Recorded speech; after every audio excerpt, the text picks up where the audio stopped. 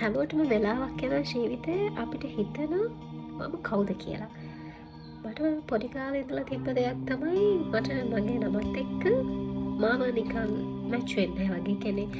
මගේ නම කියලා කට්ටිය කතා කරද්දී ඒ නමට අර මම දක්වන ප්‍රතිචාරය අඩුයි. ඒ කියන්නේ මේක නෙමෙයිනේ මට ගැලපෙන නම වගේ කියන එකක් තිබුණේ. එතකොට මේ තියෙන සහස්‍රා ඒ වගේ අර ඉන්දියන් පැත්තට යන නම් ඒ වගේ දේවල් වලට මම ආසයි. ඉතින් මේ නමටද මම කියලා කියන්නේ. එතකොට මගේ ඇත්ත නමයි මම ආරෝපණය කරගෙන නැත්තම් මම මට කියනවට ආස නමුයි එක්ක. එතකොට කවුද මේ මම? දවසන දැන් මේ මගේ ඇත්ත නම කියලා මට කතා කරන්න මට හිතෙන්නේ කතා කරන්නේ මට කියලා.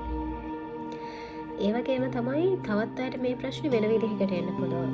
ඒ කියන්නේ එයාගේ ජීවිතේ තනි වෙච්ච අවස්ථාවක. ඒ කියන්නේ ලොකු හුදකලාවක්. ඒ කියන්නේ තමන් ආදරය කරපු ළඟින් ඉඳිය කෙනෙක් නැති වෙන වෙලාවල් වලදී. ඒ වගේම පවුලේ තමන් විතරක් ඉතුරු වෙලා අනිත් අය නැති වෙන අවස්ථාවක් තියෙනවානේ. ඒ වගේ අවස්ථා.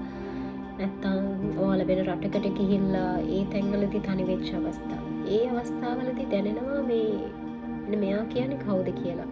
කියන්නේ දැනෙන අය ඉන්නවනම්. ඒ කියන්නේ මම හිතනවා ඔයාලටත් ඒ වගේ දැනෙලා තියෙන අවස්ථා ඇති. එතකොට මට මාව කවුද මම මොකක්ද මේ කවුද කියන එක මම හොයන්න ගත්තේ අර මට පොඩි කාලේ ඉඳලා තිබ්බ ඒ ශකිතයත් එක්ක. මේ මගේ නමටද මං ඒ කියන්නේ මගේ නම ධනුෂි. එතකොට ධනුෂි කියන කෙනාද එතකොට මේ මම කියන්නේ කවුද එයා? ඒ කියන්නේ ඒ ධනුෂි කියලා කෙනෙක් මේ විදිහේ චරිතයක් ඇයි ආ බිල්ඩ් අප් කරේ? ස්පේන් හරි සබාදහමෙන් හරි යා ඒ මෙයාව නිර්මාණය කරලා තියෙන්නේ. ඒක තිබුණා මට පොඩි කාලේ.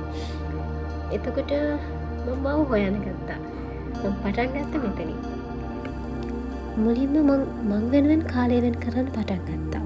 මං මට ආදරය කරන්න, මං එක තනි වෙන්න, ඒ කාලය සම්පූර්ණයෙන්ම මම මට යොදවන්න තීරණය කරා. මං තනියම ඇවිත්තා. මේ සබාදාම තමයි මගේ පළවෙනි කලයන් මිත්‍රයා. ඉතින් එයා ජීවිතේට ගොඩාක් පාඩම් මට කියලා දුන්නා. අපි කොහොමද මේ ලෝකේ දකින්නේ, අහන්නේ, ඒ හැමදේම. ඉතින් හම්බෙන් වගේ දවසක් සබාදහමෙන් මට තවත් තෑග්ගක් දුන්නා. ඒ තමයි මට ජීවිතේ හම්බුන ලොකුම සහ හොඳම තෑග්ග. ඒ තමයි යෝග. ජීවිතේට ජීවත් වෙන්න ඕන විදිහ. මේ ජීවිතේ මොකක්ද කියන එක මට තේරුම් කරේ, මම කවුද කියන එක මට තේරුම් කරේ යෝග. අපි කවදම හරි දවසක සත්‍ය අවබෝධ කරගන්නවද? ඒක එකිනෙකාට වෙනස්.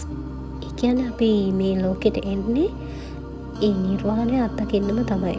සත්‍ය අවබෝධ කරගන්නම තමයි. ජීවිතේ කොයි කාලෙක හරි අපි ඒක අත්දකිනවා.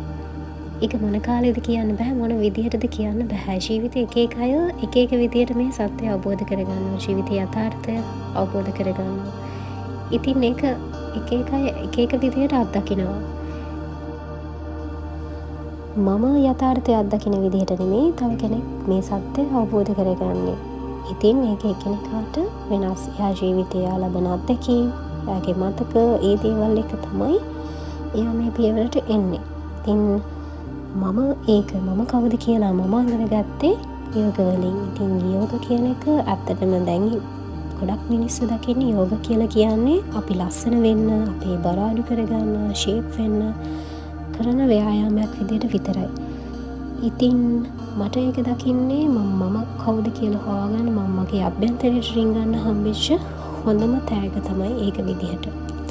ඉතින් මගේ ජීවිතේ මම මගේ ශරීරය, මනස, ආත්මය මේ තුනම එකට ඒකාත්මික වෙන්න මට කියලා දුන්නේ යෝගා. ඉතින් මම සබාදහමත් එක්ක විශ්වයත් එක්ක ඒකාත්මික වෙන්නේ කොහොමද කියන එක කියලා දුන්නේ යෝගා.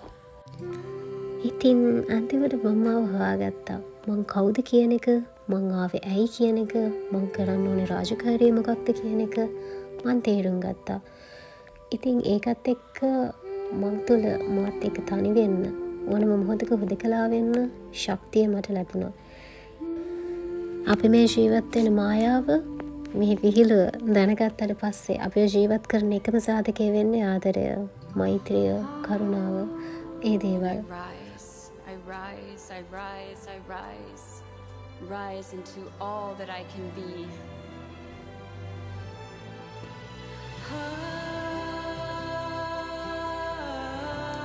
ඉතින් මං මගේ ජීවිතේ සතුටක් ලබනවද වින්දනයක් ලබනවද ඒකේ හැමෝමත් එක බෙදාගන්න ඒ පරාර්ථකාමී හැඟීම සත්‍ය අවබෝධ කරගත්ත හැමෝම සතුට තියෙනවා. ඉතින් ඒක ඔයාලත් එක්කත් බෙදාගන්න මම කැමතියි. සහස්රත් වලින් මම බලාපොරොත්තු වෙන්නේ මම මගේ ජීවිතයේ ලබන වින්දනය, ඒ ප්‍රීතිය, ප්‍රමෝදය, සතුට ඔයාලා හැමෝමත් එක්ක බෙදාගන්න. අපි කොහොමද සෞඛ්‍ය සම්පන්නව මානසික පොහොසත් හැමෝටම ආදරය කරන මිනිසෙක් විදිහට ජීවත් වෙන්න කියන එක කියලා දෙන්න.